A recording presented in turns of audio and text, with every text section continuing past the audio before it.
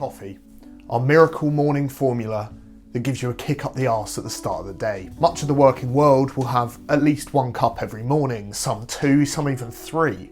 So it becomes a fundamental part of our daily routine. I personally subscribe to this completely. Coffee is the first thing I think about in the morning. And so, to facilitate this, about 2 years ago, I got myself a coffee machine, a Tassimo, the cheapest thing on the market. And for me, that was enough. Recently though, I have been thinking, why do we settle for the bare minimum for something so fundamental in our morning? I'm sure many people without a high-end coffee machine, anyone just drinking normal instant coffee in the morning, might feel the same way. I was about halfway through my second cup the other day and just looked down and thought, this isn't good coffee. So why don't we just take the time to improve it? Imagine if you didn't have to have your normal subpar cup of sludge in the morning and could actually have something enjoyable that would fill your kitchen with good smells and fill your heart with good coffee. It's a little bit like my meditation video, how we're unwilling to take 10 minutes out of the day for ourselves, but with coffee, you actually get something better and tangible that you can have in the morning. So it probably suits more people than meditation. And so I'm gonna see if it is worthwhile to take that extra 10 minutes. Welcome to the Perfect Series. And this week, I'll be making the perfect cup of coffee. Let's see how this unfolds. To start this all off, I got vigorously typing on the computer until I came across an article suggesting 5 different methods for making great coffee at home. I then whipped up some videos about coffee, with Binging with Babish taking precedence, as you'll know my affinity for him based on the parody I made in my Movember vid. Look, he keeps referring back to his old videos, I better subscribe so I know what he's talking about. He's also talking about himself in the third person, what a that's what you're all thinking, right? Anyway, the 5 methods are as follows: the cafetiere, the AeroPress, the mocha pot, the V60 and the Chemex. I decided to take a pick of 3 of those and experiment. Then I needed beans. Now, before this, I'd never made coffee properly before, so I went with a variety pack to start myself off. And with 4 different beans en route to my front door, I sat back and got ready to experiment. So here we've got the experimentation phase. So based on my research, I've picked out 3 methods that I think will give me my perfect coffee. We've got a small cafetiere for 1 person, that makes about 4 cups. We've got a mocha pot, which is done on the stove, and we've got the V60 dripper where you pour over the water to make your coffee. We've also got 4 different types of beans. This was a Spiller and Tate starter pack, which comes with a signature blend, a Colombian blend, an Italian blend, and a barista blend. I'm going to try all 4 of these in the cafetiere, see which one's my favourite beans, and then move on with that bean to the 2 other methods. I've got 4 mugs out so we can differentiate between the coffees, and so without further ado, let's get into making them. We start with the signature blend, putting the beans in the grinder and grinding until we have fine grounds, then pouring into the cafetiere, leaving for 4 minutes, and then pushing down the plunger. Pour it into the mug and give it a taste. Smoky and not too bitter, but with a lack of full flavour. Write that down so you don't forget, and move on. Then the Colombian Wheeler.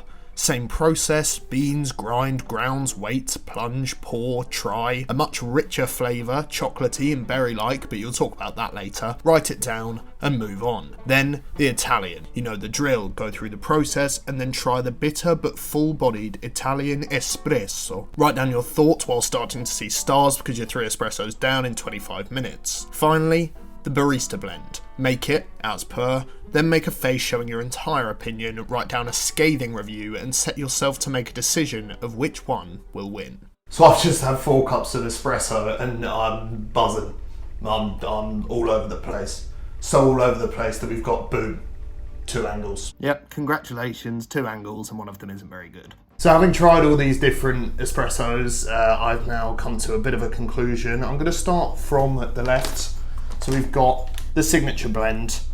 It was in the Le Creuset mug, and honestly it was smoky, but it didn't really offer a huge amount for me, and it sort of got put down to the bottom of the pile straight away. There was no real specific taste, but it wasn't too bitter, which is possibly the only positive for it. Next is our Colombian Wheeler, and that was just a much richer flavour. Slightly chocolatey, almost berry-like, with a little bit of bitterness, almost like a cranberry. It was delicious, and that one is a real front runner.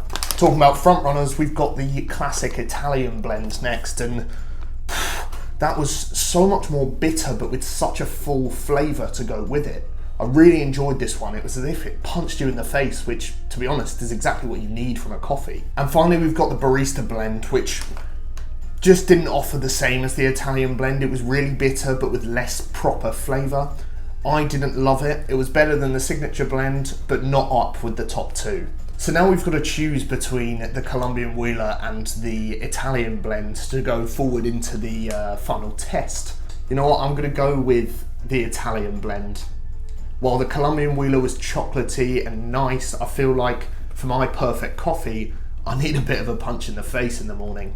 And so the classic Italian blend will move on and be tested with the Moka Pot and the V60 pour over, as well as the cafetiere. To make the Moka Pot coffee, I filled the bottom with hot water and put a full tray of coffee grounds in on top. I then put it on the stove and waited for the magic to happen. Out came the coffee, and I waited until it was honey coloured before taking it off the stove. I then poured it out and added hot oat milk, because I've stopped drinking cow's milk like some woke before trying. For the V60, I wet the filter paper, then filled with grounds. Then poured about 25ml of hot water over the grounds in concentric circles. I let it filter through, then did about 100ml more, again in circles, and then a final 100ml to get the coffee that came up on the sides of the paper. I then pulled off the dripper to reveal the coffee. I added a touch of warm oat milk and gave that a try as well, which brings us nicely onto the verdict. So, the verdict. After the Italian beans made it to the final, it was time to try them in the two different methods that we'd discussed before.